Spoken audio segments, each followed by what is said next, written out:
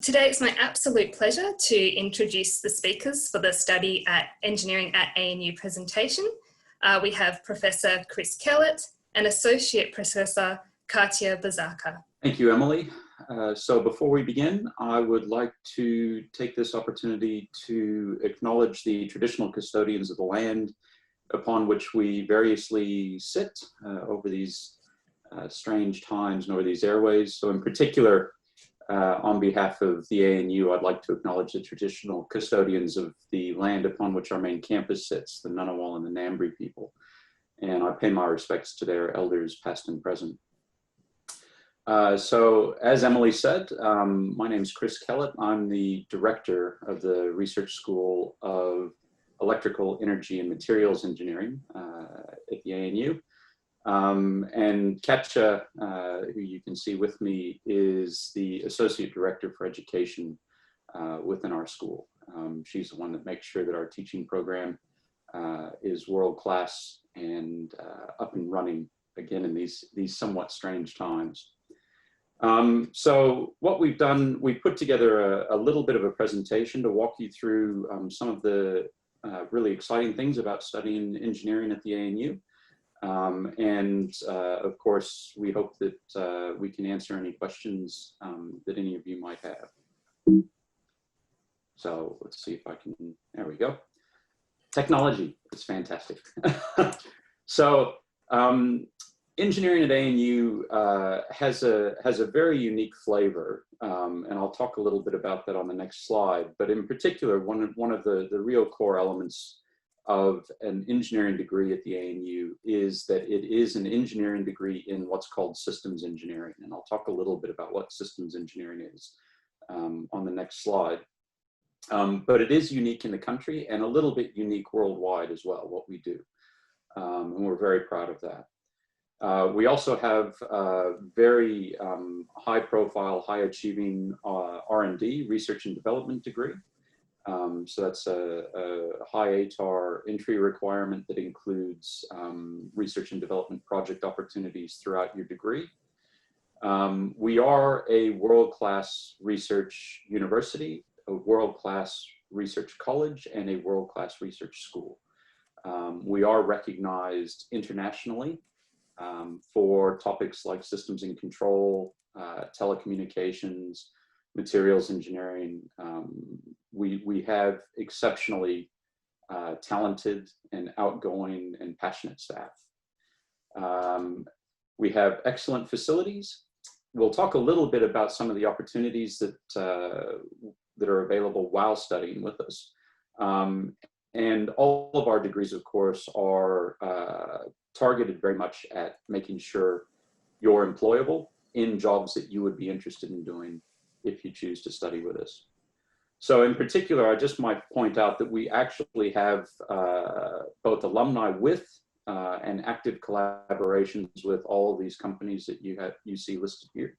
Of course, one of the more interesting outcomes of everything moving remotely like we have this year is we actually have, in some sense for our students, even better engagement with these companies, because of course it's become sort of normal now to have guest lectures from people that don't necessarily have to be physically located on your campus. And so there's, you know, in amongst everything, I keep trying to look for silver linings that come up. And that is one of them, that certainly the exposure that our students get to our industry partners is interestingly improved in the current environment. So I promised you that I'd say something a little bit about systems engineering. And again, it is because I think for a lot of people, the question that I get regularly is what is systems engineering? People at least have cartoon views of things like electrical engineering or mechanical engineering or civil engineering. And as I said, the thing that's unique about what we do at the ANU is that we are the only undergraduate systems engineering degree in the country. Now, I typically like to talk through an example rather than trying to give lots of words. So the example that I usually use is, suppose you want to land a probe on Mars and perform some scientific experiments. How do you do that? So there's your brief. It's this incredibly aspirational, but somewhat vague, how would we put that together? And systems engineering is the process of how do you put that together to actually make that happen? So it's how do you solve big, important problems that are built up of smaller things? Because of course, you've got to figure out how do you build the rocket and all of the components that go into the rocket? How do you build the rover and all of the components that go into the rover? How do you operate that once it's on Mars? So there's this whole suite of things, and it takes a large team of people and tasks that are well integrated, sequenced, and everybody understands the role they play. It's the systems engineers that make that happen. Okay, so that is the big thing that systems engineering does. So you could take other examples. So big infrastructure projects are another example where all of this sequencing, how do we get from the very small individual things that build up this big system, and how do we make them talk to each other? How do we get them built so that they can talk to each other, they do what they're meant to do, and eventually end up with a system that we're happy with, that's safe, reliable, and efficient. And so particularly then what we do, and Katia will talk you through a bit more about how the degree is put together, but it is that systems engineering overview that we try to give you through the course of an undergraduate degree with us. And then there's an additional technical major, at least one major that you need to pursue. And so at the ANU, we do have different majors in renewable energy and electronic systems and so forth. But I'll let Katia talk a little bit more about that so that you can hear a voice other than mine. Okay, so if you want to study an engineering degree at ANU, you need to know what you need to do, like what steps do you take? First of all, you need to find out what the degree is all about. It is a 4-year degree. So regardless of what discipline you choose to pursue, whether you want to become an electrical engineer or a materials and mechanical engineer, it will take you 4 years at least. What ANU is really excited about, and it tries to basically integrate it in their degree, is that we want you to get in touch with industry fairly early on. So we encourage you to take on paid internships as part of your program and go and engage with the industry and show what skills you have. And it is one of the best pathways to eventually find a job, because there's nothing more exciting to have on your CV as having already performed a role or become an engineer. And we give you credit for it. So you go, you engage with industry, you get experience working in a real workplace, and we give you credit as if you completed an ANU course. We also want you to know how to work with other engineers. And therefore we have, throughout our degree, we first of all put you in groups to learn how to work with other people. But we also have a really large final year industry-based group project. So there we have these two components. On one hand, we allow you to interface with real challenges coming from real industry. And we have a really wide network of companies that are very excited to have ANU students work for them and solve their issues. On the other hand, we put you in an environment where you have to work with other ANU students to actually achieve that objective. So it gives you the understanding and actual, practical experience working in a team to deliver a product that needs to work. So it needs to, your idea actually has to work. And it is a great experience. It actually builds you up, and it looks great on your resume. Now, as I said, in continuation to it, we need you to know how it feels to be an engineer, even during your degree. And for that reason, we have every ANU engineering student needs to undertake a 60 days work experience. And we help you find these kind of experiences, or you are free to go out and find an industry that you want to work with on your own. And As a result of completing such an engineering degree, you get yourself an accredited qualification. Accreditation means that you have already achieved a set of competencies, a set of recognized skills that, and this accreditation signals the employer that you are an engineer of certain quality.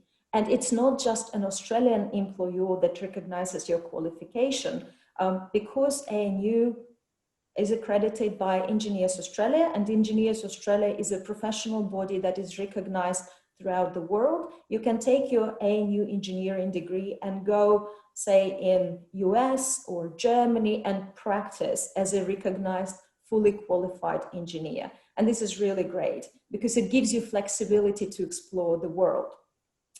As Chris has mentioned, we have a flavor. So every ANU engineering student gets to experience what it is like to work as part of a complex system of other professionals, but at the same time, you need to specialize. You need to have a deep dive into and build your skills in one distinct major. So when you graduate, during these 4 years, you need to basically think, what kind of engineer I would like to become? Is it electrical? Is it mechanical? Is it mechatronic? And then accumulate a set of skills and competencies that would make you that kind of engineer. Thanks, Chris.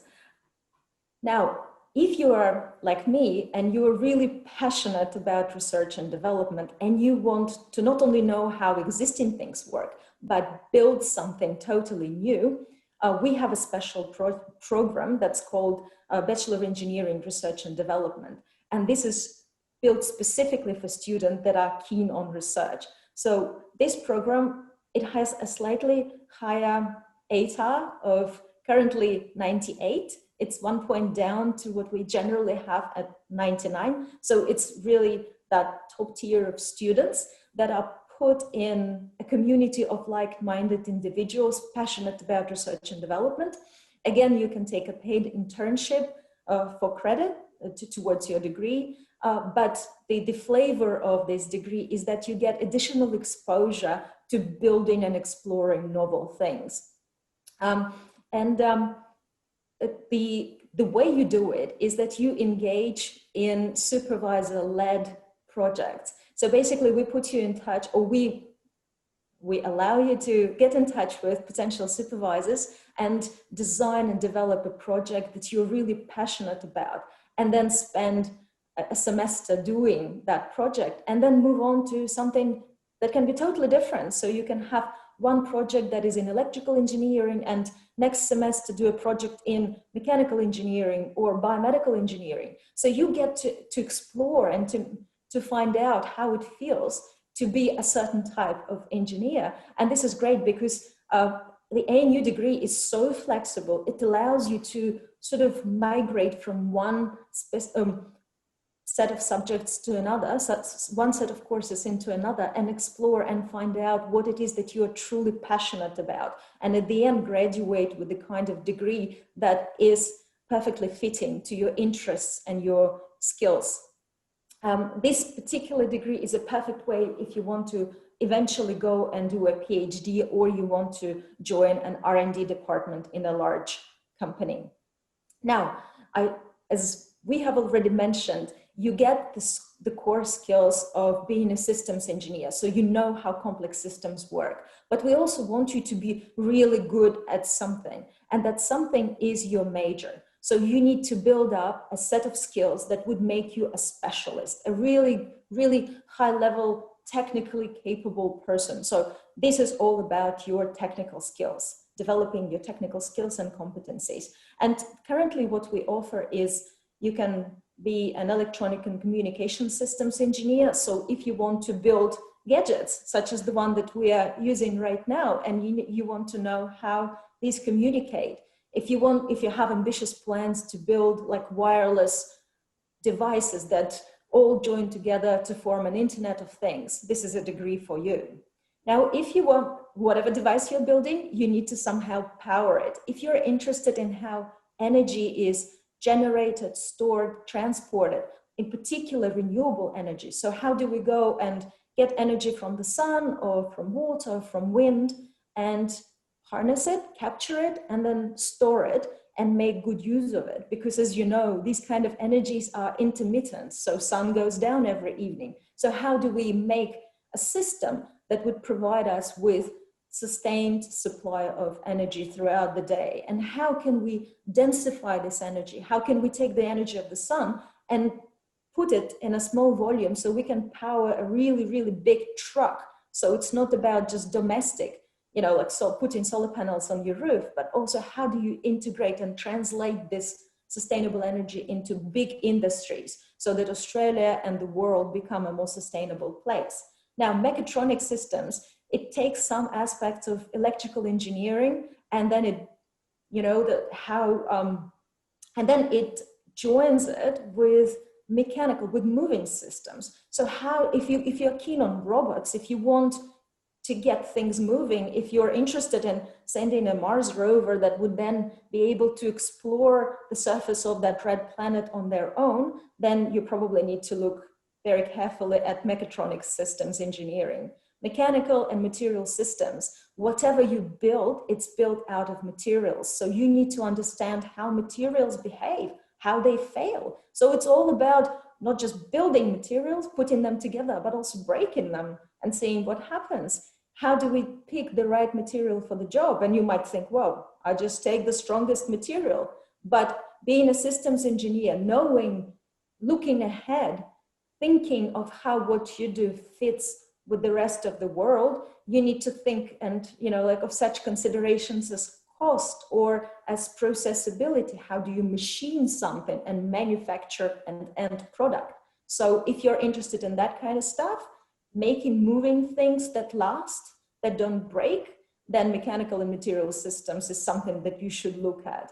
And biomedical systems, we want to live longer, we want to function well, we want to feel good, have, be full of energy. How do you do it if you have a deformity, or if a patient has a deformity or disability? How do we return function to these individuals so they can go on and be productive and enjoy their life? So it's all about, what do you need to know to build an artificial heart or a knee joint or something like that? So, or a system that would be continually measuring your sugar level so that you don't have to prick your finger if you're diabetic and know, your sugar levels, and various types of exciting and interesting things that make your life better. In fact, all engineering degrees that we offer, they are all focused on making our life better and knowing as engineers the best way to do it. Thanks, Chris. So, as I mentioned, our degree has a flavor. It gives you fundamental skills. So engineering fundamentals, no matter what kind of engineer you want to become, you need to have a set of skills and competencies for you to be able to actually practice your discipline. And then we have that systems engineering core that throughout your degree, it exposes you to these projects where you have to apply your skills in the context of really complex challenges. And these are real world challenges. So it's always application, not just studying, but applying and seeing what works and what doesn't, and what are these real life considerations, how they change your design, your development, your use of something that you're building. Now, then there is a block about that deep dive, making sure that you have the critical skills to practice your specialization. So if you're a real, like if you're an electrical engineer or mechatronic engineer, that you have the skills to actually go out and be and work in that area. And then at ANU, we want you to be able to express yourself and explore yourself. So this is a very unique feature of a degree that we offer at ANU, is that we allow you to go out and explore courses that may have absolutely no relevance, no immediate relevance to your discipline. So for example, you can study Japanese or, ancient art or history or whatever you like in that set of electives. And it doesn't have to be one thing. You can explore things in a very sort of flexible fashion. without compromising the quality of your engineering degree. And that builds you up as a person as well as a professional, because it gives you potentially complementary skills or skills that are totally in a different domain, but nevertheless are important to you. So this is an example of what a Bachelor of Engineering R&D looks like. So as I mentioned in the previous picture, you could see the electives and the fundamentals that we ask you to do and specialization. So the degree, the structure for the Bachelor of Engineering R&D is very similar. However, some of the courses that you would take as part of your degree are replaced with a project-focused courses. So rather than engaging with sort of like course-based materials where you just come in and study with the rest of the cohort, you are asked to engage one-on-one with your supervisor and work on a project-based course. Basically try to build or address a challenge, step outside of your comfort zone and build up your skills in R&D, in that exploration of the unknown. And it's a very rewarding and exciting degree that I'm a program convener for it. So I have a soft spot for actually saying that this is an amazing degree that you should definitely consider. Thanks, Chris. Thank you. Thanks, Katia. So I'll walk you through a few more things that we have going on within the school and within the college that are really quite exciting. So one of the things I wanted to quickly mention were some of the different extracurricular opportunities that are available. And in particular, we run a couple of student design challenge projects. So you may have heard of some of these. So the solar car is particularly well known. So we have a student club that effectively designs, builds, and then races a solar car from Darwin to Adelaide. And students do that, put that together and run that themselves. ANU Rocketry is a similar activity where, again, it's a student club. There is a supervising academic. So there's a professor that looks after each of those design challenge projects. With ANU Rocketry, the competition's out at Woomera, and students again have to design, build, and ultimately successfully launch a rocket as part of that competition. We have various other student clubs. We have significant involvement with Engineers Without Borders. So in particular, that ties in with, we have a unique minor opportunity. So your degree consists, you must do a major, as Katia was describing here. So you must do an engineering specialization, which is your major. We also have several minors available, among those a humanitarian engineering minor. And in particular there, we do have opportunities for students to work on things like aid projects through Engineers Without Borders. We also have other student clubs, Robo-Gals, and the Engineering Student Association that you're welcome to join as well. And I should mention that there are other design challenge projects around the world that are available. And to some extent, we are available as academic staff to support students in putting together new projects in these areas. Other examples of these student design projects, there's what's called the Marine Robot X Challenge, which is an autonomous boat. And there's a biannual competition in Hawaii. We currently don't have a team, but we certainly have academic staff who are capable of supervising a team. So students that come to us passionate and motivated and wanting to start these sorts of activities, we're more than supportive of that. So we're always looking to support those sorts of initiatives from students. We do have a number of scholarships available. So of course, many of you, when you applied for entry to our programs, may have ticked the box that you're interested in scholarships. We do have a full list of scholarships available on the website. If you haven't looked at that previously, I would suggest you do that. But a couple of examples of scholarships that we do offer are listed there. And some scholarships we also offer to later year students. So they're not only available to first year students, but also further on in your studies. It's good to keep an eye on this as some of these scholarships are available later in your career. One in particular that is very close to my heart is a Kim Jackson Scholarship. Kim Jackson very kindly donated a significant endowment to support a female student from a non-metropolitan area across the length of their degree. So this is an example of the sorts of scholarships we have available. But we are very grateful to Kim Jackson for supporting this initiative. It is one that brings in some exceptional applicants for our programs and is greatly appreciated. Okay, so there are a lot of other activities that are scheduled this week. So many of you, I hope, will stick around for the Future of Technology panel. So our Dean, Professor Eleanor Huntington, our Deputy Dean, Professor Nick Birbilis, Professor Graham Williams, and I have a feeling that maybe Professor Amanda Bernhard, rather than Alex, will be participating in that session. But all of those panel members are absolutely world-class and fantastic future forward-thinking people. So that will be a very exciting and interesting panel. I would strongly recommend that you attend that if possible. And then we have things all through the week that I would suggest that you have a look and see if there's anything there that might be of interest to you.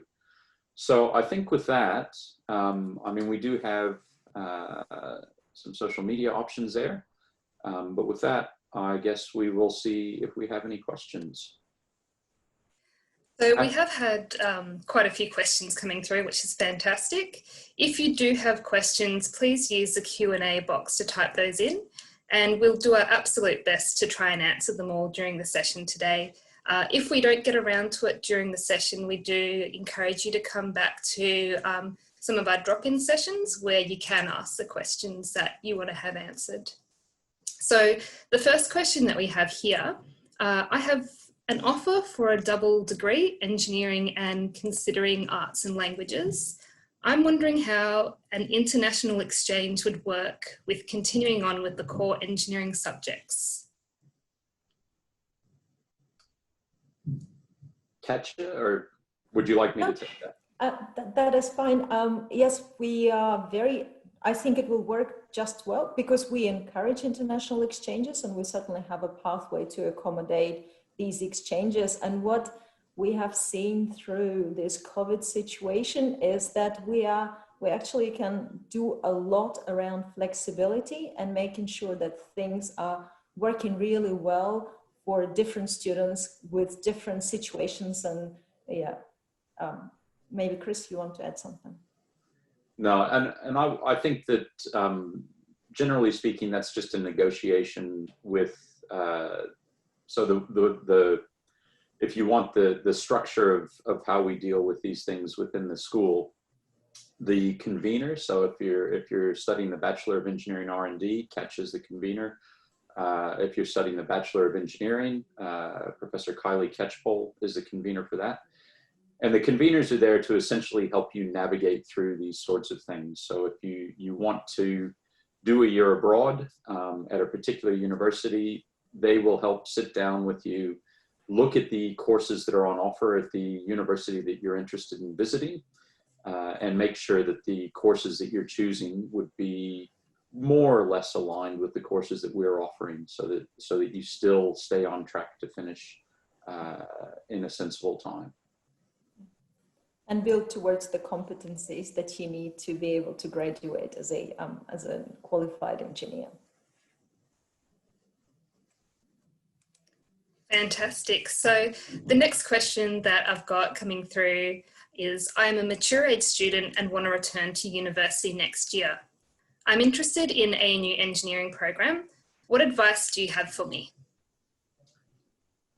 Explore the pathways to get in, because based on the question, it's very difficult to say what this person, the background, what they've been doing for this period of time, what sort of qualification or work experience that they have. My definite advice would be to brush up on maths, because we do have a lot of maths and engineering. But seriously though, just explore. Everyone is an individual and has their own individual set of circumstances. If they get in touch with student services, they're able to basically explore their individual options, how to get into an engineering degree and what sort of bridging courses they might be good for this particular student, potential student. And I would second that. I think the one of the more interesting ones, you know, it's a bit, mathematics is a bit like riding a bike. You never really forget it. If you haven't ridden a bike for a decade, you might be a little wobbly when you first get back on. So brushing up, particularly, I think, on a little bit of mathematics before starting will make that first couple of weeks perhaps less uncomfortable if you haven't been doing a lot of mathematics recently. Yeah.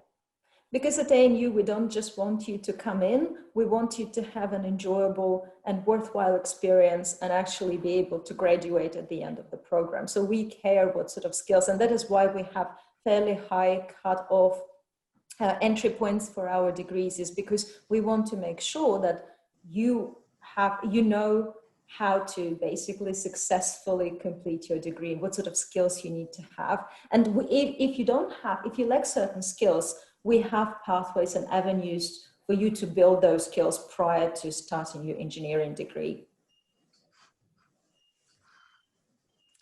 Okay, our next question is from an international student. So they have studied physics at the undergraduate level, and they're wanting to know if they can enroll in a master's program in renewable energy.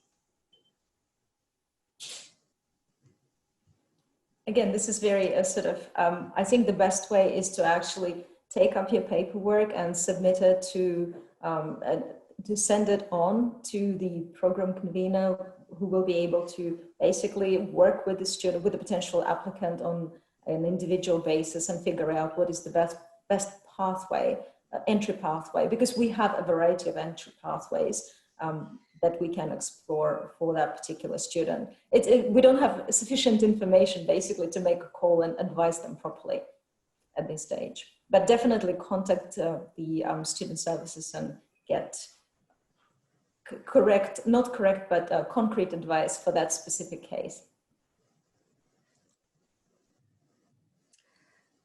Okay, so the next question is, are you still undertaking the Reimagine investment?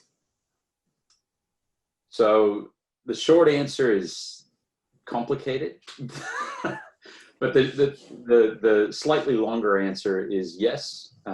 So we remain committed to the ideals of the Reimagine investment. Of course, in the current circumstances, that necessarily slows down in terms of rolling that out.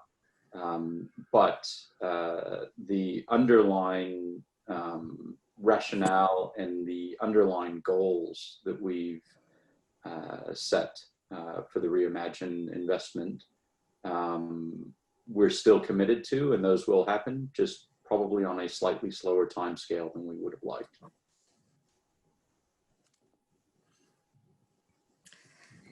And for the next question, approximately how many students annually enroll in the research and development program?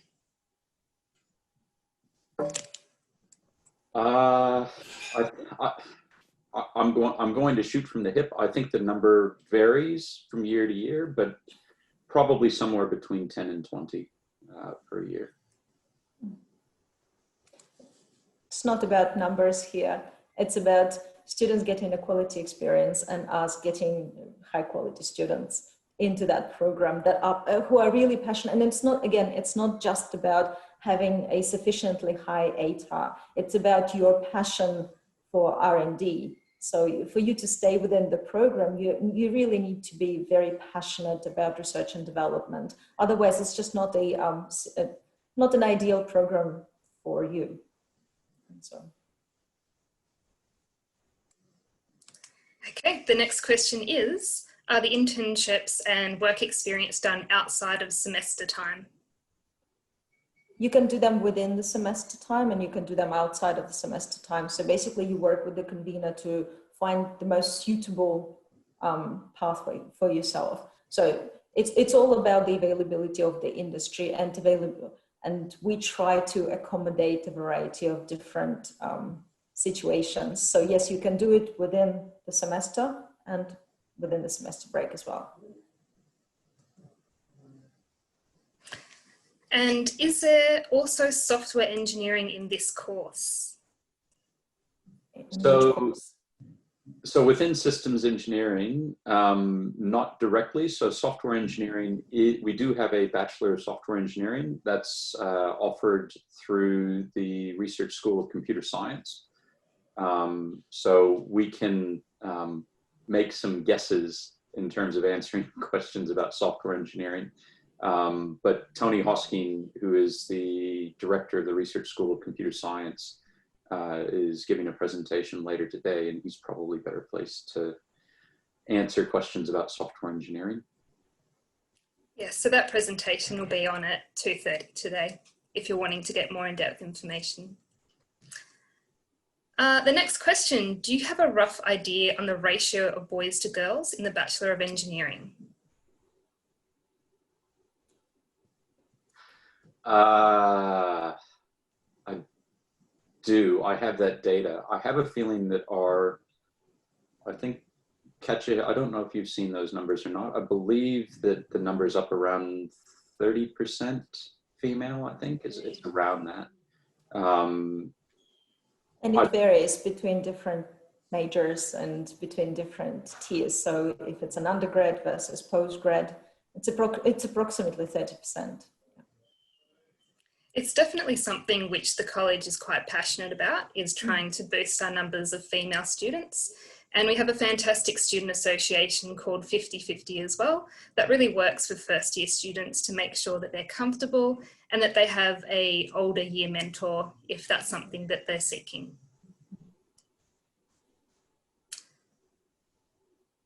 Let's have a look at these questions. There's heaps coming through, which is fantastic.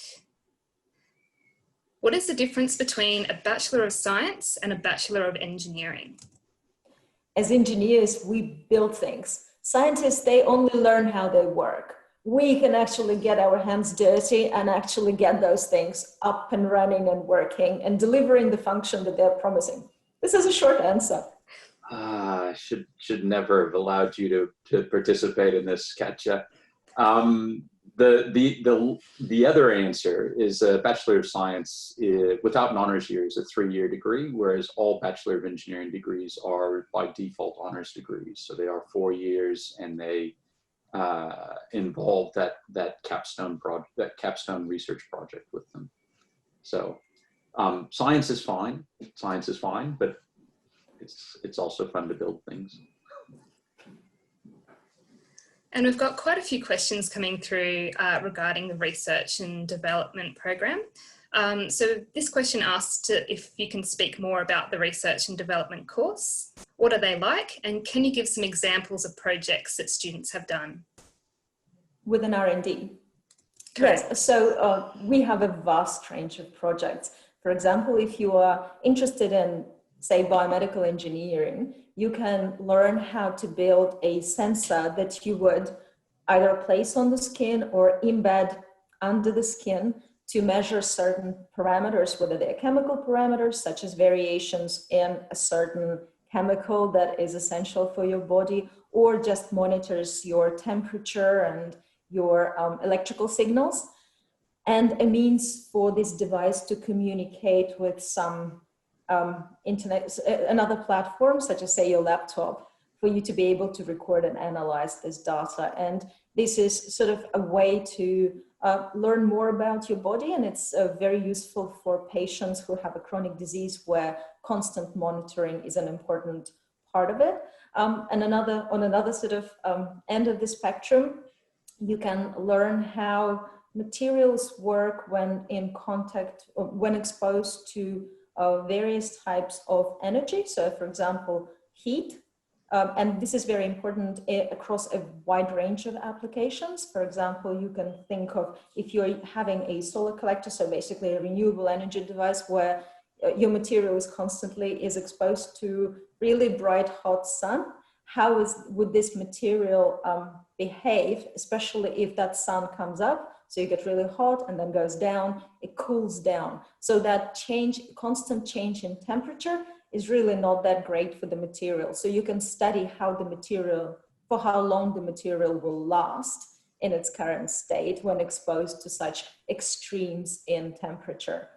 And yeah.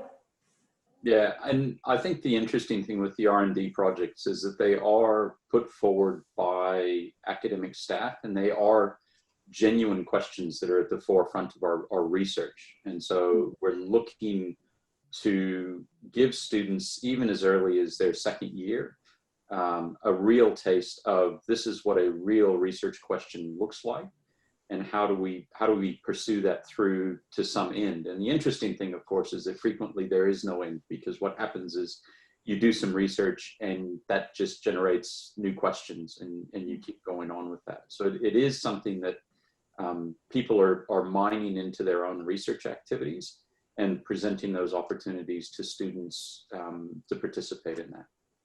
And an important, just one more thing to add is that you as a student can be taking, say, a biomedical project, and then next semester you can take on a solar thermal project that I just described, and next semester you can take a project in robotics. So you're not basically restricting yourself to a single area of exploration. You can try your hand at different research projects to find out what it is that you're best at and most passionate about. Fantastic. So our next question is it possible to move from a Bachelor of Engineering to a Bachelor of Engineering Research and Development once commencing? Yes, you basically need to show a certain level of performance, have genuine interest in the research and development. So basically, you need to reach a certain cutoff point. You need to perform at a certain level academically, grade-wise, but then you have an interview with someone like me who tries to understand what are your motivations to enroll in this degree. And if your motivations are to engage more with R&D, then on the basis of that combination of good grades plus your interest, you get enrolled into this degree. So it's on case-by-case basis. And our next question, I might actually answer this one quite quickly. What are the entry requirements for the Bachelor of Engineering at ANU? So recently the entry requirements have gone down. So it is currently 85 for the Bachelor of Engineering and 98 for the Bachelor of Engineering with Research and Development. I have been offered a Bachelor of Commerce in the early offer round. Can I adjust my preferences to a flexible double, Commerce and Engineering, for the December round? If you like, I can answer this one as well. Certainly. So we do have a change of preference period coming up in the coming months. So in that time, you can change your preferences, and the only thing that you'll need to keep in mind is that you do need to ensure that you have the higher ATAR for the two programs, but please feel free to make any changes or adjustments. It's not locked in up until much later in the year. Our next question, I'm an Italian student. I hope to come to ANU next year. What are the language requirements? There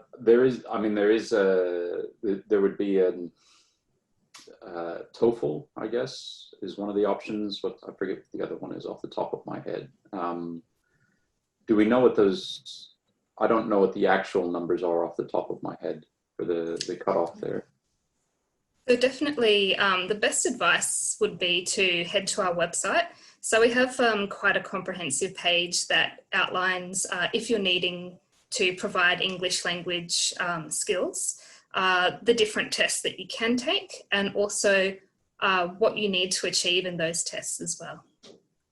And if you don't achieve it at this stage, the offers can still be made subject to you meeting those English skills eventually. So for example, you can still be made an offer, and then, but it is conditional on you demonstrating that by the time you commence your degree, you have reached that level of English that is necessary for you to study engineering at ANU. The next question is quite interesting. What is a typical timetable for an engineering student? A busy one? No, it depends. It very much depends on what courses you have selected for yourself, because as we have shown on that slide with the structure, there's quite a significant section of the degree that is open to electives, and these electives can have totally different course structure and nature of that course, and so it very much varies between individual students. At the same time, it is engineering degree is not an easy degree. It's a challenging degree that pushes you to basically do a lot of self-learning. It pushes you to do a lot of group work, because we very much value that experience, and we encourage it in our students, so that you have to work as a team. And that builds up to a considerable number of hours that you need to dedicate to the degree to be able to actually acquire the skills that you need. But this is time that is really well spent, because when you graduate, you realize how important all of those skills are for you to be comfortable in your future job. And that is what we are trying to do at ANU. We don't just want you to graduate at the end of the day. We want you to have the skills to have a very successful and fruitful career throughout your life, and know how to learn by yourself and acquire those skills that you may need in your life. And following on from that question, I have another one, which is regarding how many student clubs and associations, paid internships, experiences can you put together as well as studying an engineering degree? How to balance it all? Balance is always a tricky issue. When you're passionate about things, it's very easy to overcommit. But I would say, generally speaking, if you're a full-time student, most of the students that participate on the student design challenges, they would be taking a full load of courses.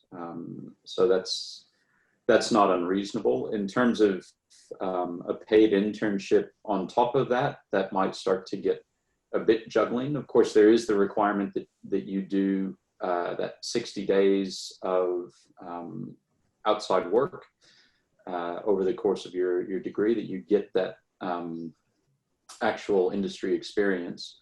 But yeah, I would say roughly, probably if you did the student design project or a paid internship, it depends as well with the paid internship how many hours a week you're looking at with a particular industry partner in terms of being able to juggle all of those things. It also depends on what you like to do with your weekends. Plus, you have to think that these engagements build your skills that you will be using in your courses. So in a way, it's a learning opportunity for you, just a complementary one. So it all builds up to maybe you being more successful in your courses. Fantastic. So the next question is there an aerospace engineering course which is available for undergraduates? So not at the moment. So we have, again, the way the degree is structured, where you have these engineering specializations, typically you start that specialization in your third year. So when you really start taking the, say, electrical engineering type courses or the mechatronics engineering type courses, that really kicks in your third year. For people commencing at the beginning of 2021, at the moment, we should have an environmental engineering systems major available for those of you who would be starting next year by the time you hit that third year. So that's working its way through final approvals at the university. And then, of course, aerospace is the next on the list to design and roll out. University timelines, sometimes things slip a little bit, sometimes they don't. The optimist in me would like to think that we'll have an aerospace systems major in place for those of you that are starting next year. So when you hit that third year, I can't promise that, but that would be our hope. Plus, we have academics who are passionate about that area of research. And so you may actually be able, even if the courses are unavailable at that stage, you can still find a research project that is on the topic related to aerospace engineering and build your skills in that way. And for the next question, does ANU have civil engineering? Not directly. It depends on, so again, the environmental engineering is typically seen as a component of civil engineering. And so we do have that, as I said, coming up, but civil engineering in a sort of traditional sense, we do not offer. We have a bunch of questions that are coming in through on the master's programs that we have in engineering. Would it be possible to run through what we currently offer at the university? Yep, so so we offer a few master's programs. So the most popular master's program we offer is the Masters of Machine Learning and Computer Vision. So that builds on our international leading expertise that we have, particularly in the space of computer vision. And that's a really exciting master's program. We also have master's programs in electrical engineering and mechatronics engineering. So there are a range of them that are available on the website. The electrical engineering one in particular is quite flexible. But yeah, they're a small suite of master's level programs, electrical, mechanical, not mechanical, mechatronics are the two most popular ones after the machine learning and computer vision. And for our next question, can you undertake the research and development course in a flexible double degree, or would you suggest devoting your time purely to just doing the single?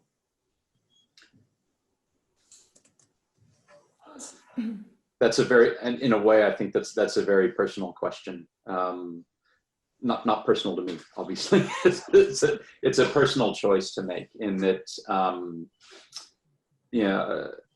you really should pursue things that you're passionate about. And in terms of that flexible double, if you are passionate about,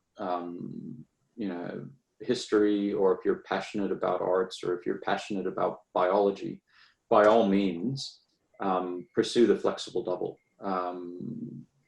It needs to be something that you're pursuing because it's something that's deep seated, that you have a strong intrinsic motivation to go after.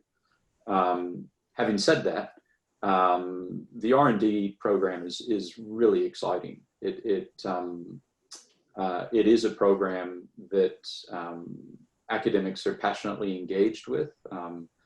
We do really enjoy being involved with students in their second and third year and watching them discover the things that we are so passionate about, because these are the questions that keep us up at night about what do we want to do, what do we want to solve, and bringing students along with that in a one-on-one partnership is really, really exciting. And so it is a really unique opportunity. Like I said, though, I think what really that comes down to is if you have a real passion for particular topics, by all means pursue those. Yeah, and in the R&D, while you are one-on-one with your supervisor, you're also immersed and exposed to the entire research group that the supervisor is leading. And so you end up being part in a way and experiencing how the entire dynamics of research process. So it's also very interesting. So we might have time for just one last quick question. And that is, do you find that the R&D graduates are more employable than their non-R&D counterparts, or is there no difference? I think in terms of employability, I don't think we have any data that suggests that there's a difference in employability. I think in terms of what the R&D really gives you is it really gives you I wouldn't say more opportunity, but it allows you to come out with a skill set that is somewhat unique. It's a pathway that sets you up really well if you want to pursue further studies. So if you want to pursue a PhD, it's something that sets you up really well for that. And it's also something that sets you up really well for particular styles of work immediately upon completion. I mean, the reality is that you know, our job to some extent is to give you the tools to evolve yourself once you leave. And so I think what we see, our students are highly employable when they finish with us, and the R&D students, they have a slightly different experience that sets them up for a particular set of careers right out of the gate. And I think that then students that do the Bachelor of Engineering honors can still go down those paths. There's just an alternate pathway. Fantastic. So apologies to all the questions that we didn't have time to answer live during the webinar. If you have burning questions, please contact us at marketing.cecs, that's Charlie Echo Charlie Sierra, at anu.edu.au, and we'll be able to get back to you with more detailed information. I'd also like to invite you all to attend some of the other sessions that we have going today. So starting right this very second, we have our Future of Tech panel, which the Dean of the College will be speaking at. So that will be a fantastic session to make if you're interested. And for those people that were interested more in our computer science degrees, including software engineering, we do have that presentation at 2:30 today. So I would like to say a great big thank you to Katia and Chris for running today's session. And thank you to each and every one of you for attending and learning more about what we have on offer. Thank you. Thank you, everyone. Thanks.